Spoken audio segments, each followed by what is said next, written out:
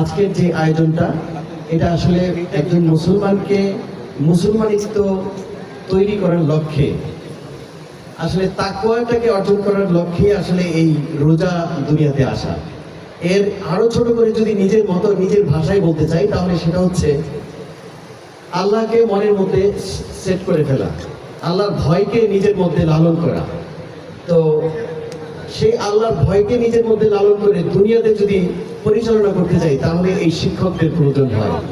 তাকওয়াটাকেই, এটাকে দুনিয়ার সাথে আমার জীবনের সাথে ব্যাখ্যা করে বাস্তবায়ন করে থাকেন এই শিক্ষক সংগঠনটা যারা রয়েছেন, তাদেরকে সেই কাজটাই করে যাচ্ছে। আর আজকের দিনে আমি আমার জায়গা থেকে আমি নিজেকে যেভাবে ভাবি, সেভাবে আপনাদের কাছে একটি বার্তা পৌঁছাচ্ছি। আল্লাহ পাক রব্বুল আলামিন আমাদেরকে জীবন দিয়েছেন, একটি হাত, পা, নাক, মুখ, চোখ, চিন্তা ভাবনা, জ্ঞান, বুদ্ধি, মেধা যা দিয়েছে, সেটাকে যেন আমরা সঠিকভাবে ইউটিলাইজ করতে পারি।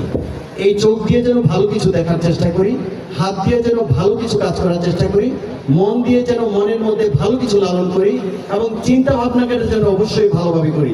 কারণ কাল হাসরের ময়দানে কিন্তু এই সব কিছুর হিসাব নেওয়া হবে, যে তোমাকে যা চিন্তা, বুদ্ধি, মেধা, হাত, পা, চোখ সব দিয়েছিলাম, এর কি ব্যবহার করেছো, এর সঠিক হিসাবে করে দেওয়ার, এবং এটার যেন সঠিক ইউটিলাইজ করতে পারি, সেটা নিয়েই কিন্তু আমাদের এই শিক্ষক সমাজ কাজ করছেন, শিক্ষক সমবায় কাজ করছেন। সবাইকে ধন্যবাদ জানাচ্ছি। অল্প আলোচনার মধ্যে আসলে আমি আলোচনা সেভাবে গুছিয়ে বলতে পারি নাই। ধন্যবাদ সবাইকে। আসসালামু আলাইকুম। ধন্যবাদ আমার প্রিয়